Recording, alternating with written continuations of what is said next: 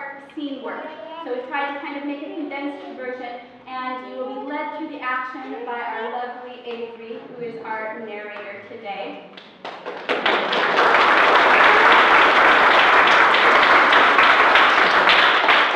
Look at your program. Some of the kids play more than one part, so don't be confused if they're in two different places.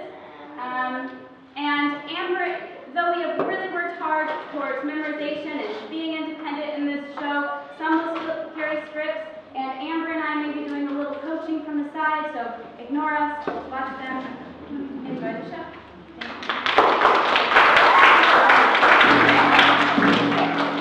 Our story begins in Athens at the Duke Theseus Palace. The Duke and Hippolyta, queen of the Amazons, are to be married on 4 days' time on the night of the new moon on May 1st. It is to be a grand affair, and Theseus orders Philostrate to find an entertainment for the event. The discussion of the wedding plans are interrupted by one of the Duke's assistants. Theseus has come before the Duke with a complaint against his daughter, Hermia. He tells the Duke how Lysander has wooed Hermia, even though he has promised her hand in marriage to Demetrius. Theseus tries to persuade Hermia to change her mind and obey the promise. Hermia refuses. Theseus tells her if she does not do as her father says, she may be put to death and be sent to a nunnery. Demetrius entreats Lysander to give up his claim. Lysander accuses Demetrius of wooing another young woman, Helena, and leaving her heartbroken. Theseus gives Hermia until his wedding day to set her mind to marry Demetrius. Theseus and Hippolyta, Theseus and Demetrius exit to discuss business, leaving Lysander and Hermia alone. The course of true love never runs in the night. As Hermia and Lysander make a plan to run away and get married, Hermia's childhood friend enters. She's sad because Demetrius doesn't return her love. She wishes she could be more like Hermia so Demetrius would love her. I frown upon him, and he loves me still. Oh, that your frowns teach my smile such skill. I give him presents, and he gives me love. Oh, that my prayers could such affection move. The more I hate, the more he follows me. The more I love, the more he hateth me. Hermia and Lysander tell Helena of their plan to run away. Once they have gone, Helena makes her own plan to tell Demetrius about Hermia and Lysander. She thinks by doing so she might win favor with them. Meanwhile, 6 craftsmen have gathered at Peter Quinn's house. Peter Quince, a carpenter, Nick Bottom, a weaver, Francis Booth, a bellowhanger, Robin Stern, a tailor, Tom Snout, a weaver, and Snug, a joiner, are planning to put on a play for the Duke's wedding. Though they are inexperienced at writing and acting plays, they have chosen the tragedy of Pyramus and Thisbe as the basis for their play. Quince hands out parts, although Bottom believes he can play all the parts. They decide they will need a prologue so that the women are not afraid of the lion or the deaths that will occur. They arrange to meet by moonlight the following night and are in their town for practice. In that winter after another scene plays out. Fairies have gathered to honor and bless the nuptials of Theseus, Duke of Athens, and Hippolyta, Queen of Athens. How now, dear, Lily won't be ill. Over hill, over dale, to push, to fire, to park, to tail, to foot, to fire. I do wander everywhere, swifter than the moon's glare. I serve the fairy queen to do her orbs upon the green. The cows is tall, potential deep, in the low coast spots we see no spooky fairy tales, in no cycles live the same old. I must go seek to be here, and he no form in his house is steel. She'll level walls, steel, salty on home, and no else come here and on. The king doth keep his bells here tonight, to keep the queen come not between the sight. For Oberon is passing fell and laughed because she has her attendant path. A lovely voice going from an Indian king, she never is so sweet as changeless, but does the wall of path. Give rather stake your shape and make me quiet, or else you are the sure to name a sprite.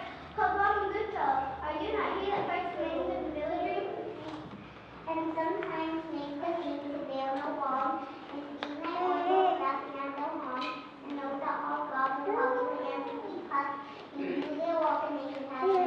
Are you not he? So speaks the right and that merry wanderer of the night, the room fair circles of the And here my mistress was that he was born.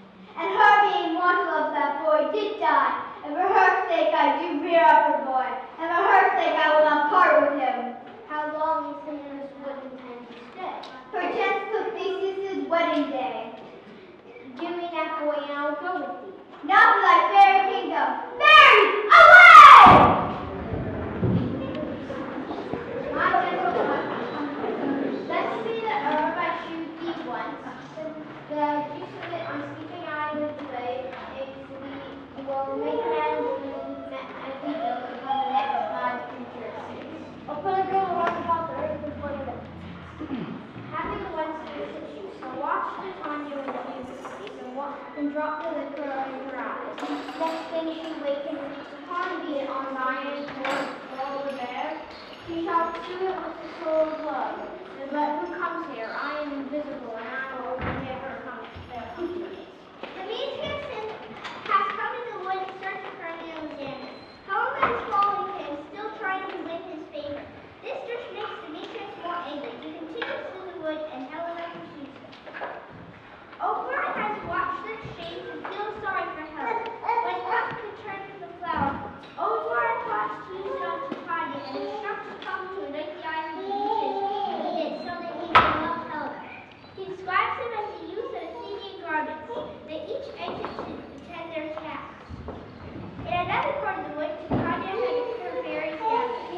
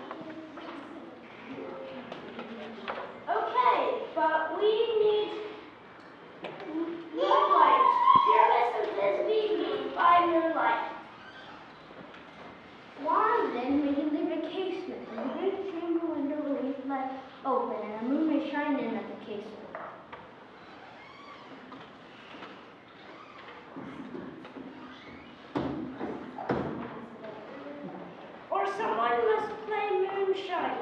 And then we need a wall. Some man or another must present wall, that important flavors thus, including that cranny for Pyramus and Disney with them. What happened homespun, have we sparkling here, so near the cradle of the fairy queen. Well, I'll play to it. I'll be an altar and after 2 cracks by the top. Speak, Pyramus! Disney, stand forth!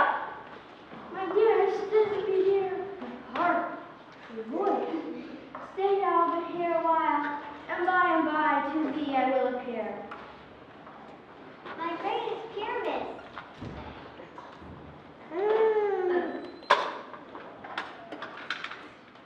Pyramus, enter you, cue us fast! Oh no! Dorothea, what do we have here? Fly us, fly! Oh, bottom, thou art changed. What do I see on thee? What do you see? I see the neighbors fright me, if they could. But I'll not stir from this place to do what they can. I'll walk up and down here and I shall sing. And I will sing, but they shall hear I'm not afraid. What angel wakes me from my flowery bed? I pray thee, gentle one, to sing again. On first view, to say, to swear, I love thee. Methinks me, you should have little reason for that. And yet to say, the truth, reason, and love keep little company nowadays. Thou art as wise as thou art beautiful, and I do love thee. Therefore go with me, and give grace to the tent of thee. Peas blossom, cobweb, moss, and mustard seed. Ready? And I. And I. Where shall we go? Be kind and courteous to this gentleman. Hop in his walks, scandal in his eyes. Feed him with apricots and dewberries, with purple grapes, green figs, and mulberries. Hail, mortal, hail. Hail, hail, hail. I cry your worship's mercy heartily. I beseech your worship's name. Cobweb. Your name, honest gentleman? Peas blossom. Your name, I beseech you, sir? Come now, wait upon him, lead him to my bower.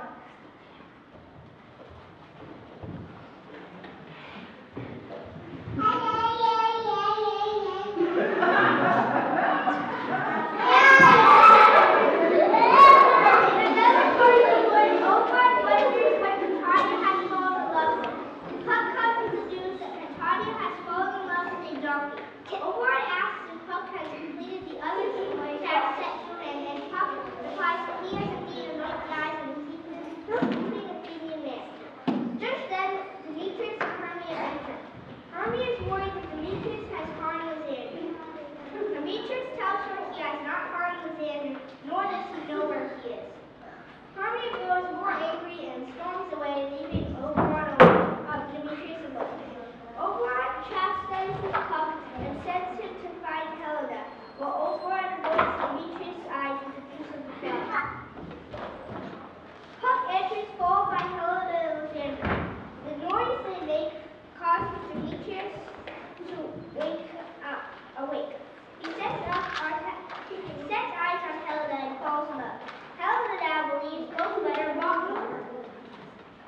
Hermia comes upon them and is happy to see Lysander, but goes confused as Lysander spurs her, telling her that he hates her and now loves Helena. Helena now believes that Hermia is part of the plot as well, and all three have conspired to make fun of her. Lysander and Demetrius continue to try to woo Helena while insulting poor Hermia, who grows angry and lashes out at Helena. Oh, me, you juggler, you paper blossom, you think of love, what, have you come by night and stole a mile apart from him? Have you no modesty, no maid of shame, no touch of bashfulness? What, will you tear weak answers from my gentle tongue? Fie, you counterfeit, you puppet, you. Puppet? Why so? Aye, that way goes the gay. Nor I perceive that she hath made compare. Between our statue she hath urged her height, with her first mate her tall person. Her height, she hath prevailed with it. And are you grown so high into the sea, because I am so dwarfed and she is so low? How low am I, thou painted maple? Speak, how low am I? I am not yet so low that my male careers undo thy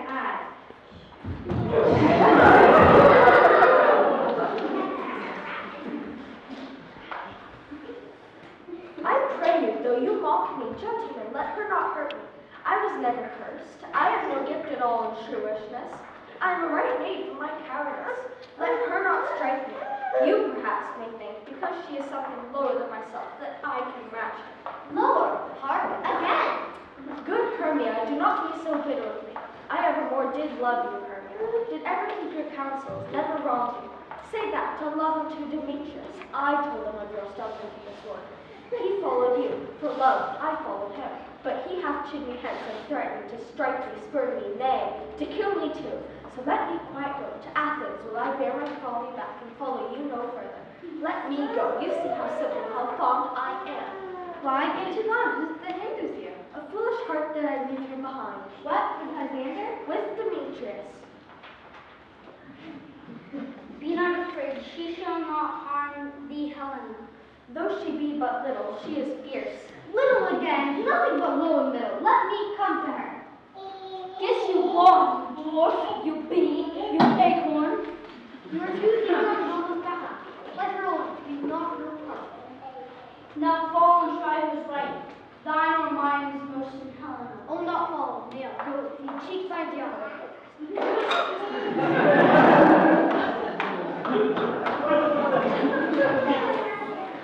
Your hands than mine are quicker for a fray. My legs are longer, though, to run away. I am amazed and know not what to say. Oberon blames Puck for this mess. He makes plans to set things right, ordering Puck to lead the lovers through the fog and lure them away, so that Puck can remove the charm from Lysander's eyes. Puck calls out to Lysander and Demetrius, leading him astray. Then he does the same to Demetrius, Helena, and Hermia, until all four lie asleep in the forest. He applies the remedy to Lysander's eyes.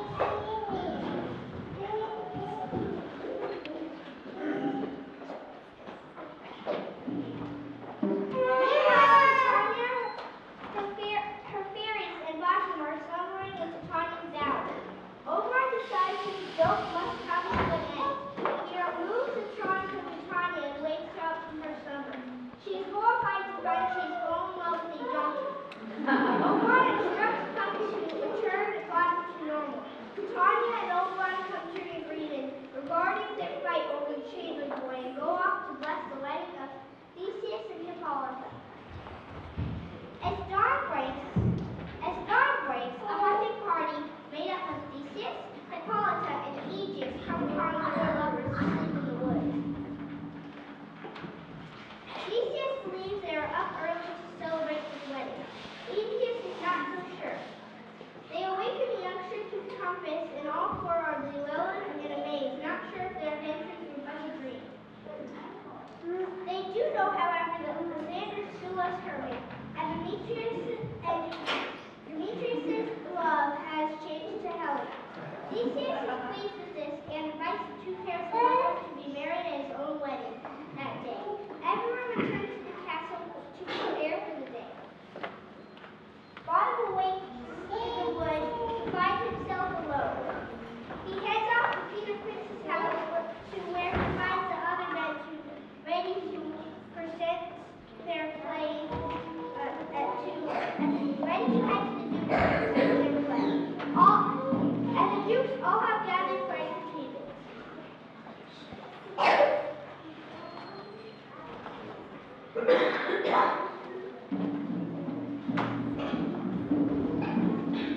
Tis strange, my thesis, that these lovers speak of. Come now, there's no play. More strange than two. More strange than two. Here comes the lovers.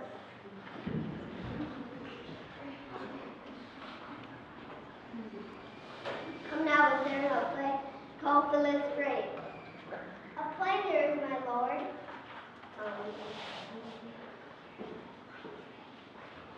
Now we will hear it. So please, your grace.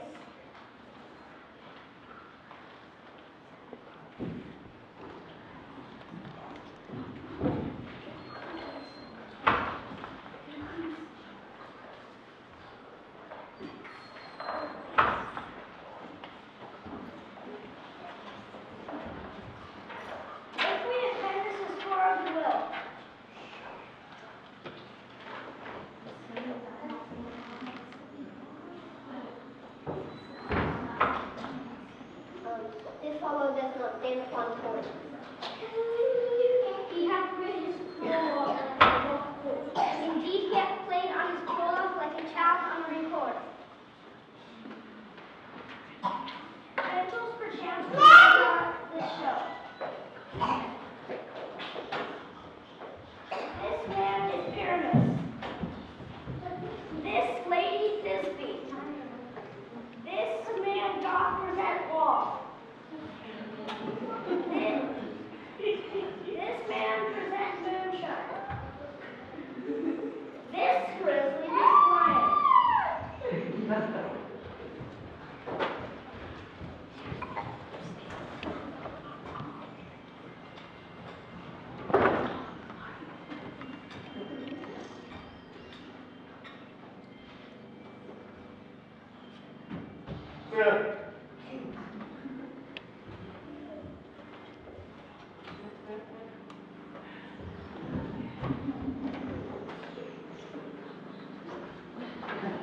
This is the silliest stuff that ever I heard.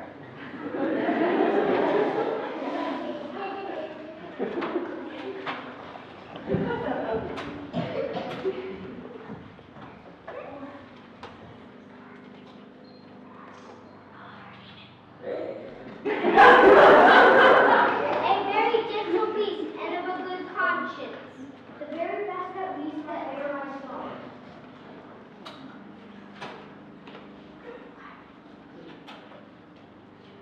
Should have put the horns on his head. This is the greatest error of all the rest. The man should be put into the lambert. How is it else the man is removed?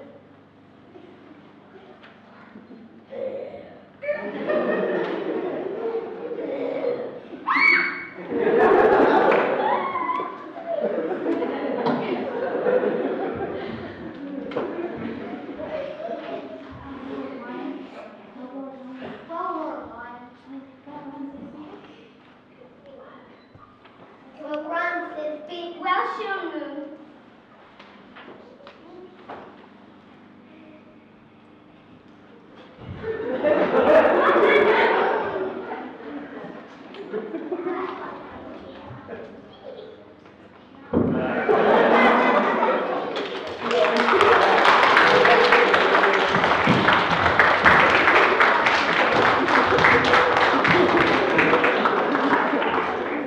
With the play ended, all returned to bed.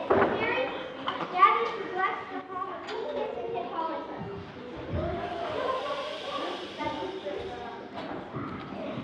Hand in hand with very grace, shall we sing, bless this place. Now in congregation as each bears strength, and the owner of the blessed ever shall in safety rest. If we stand how we that may happen from here, while these mysteries stood up here. So good night unto you all. Give me your hands and leave me present. So, storm out.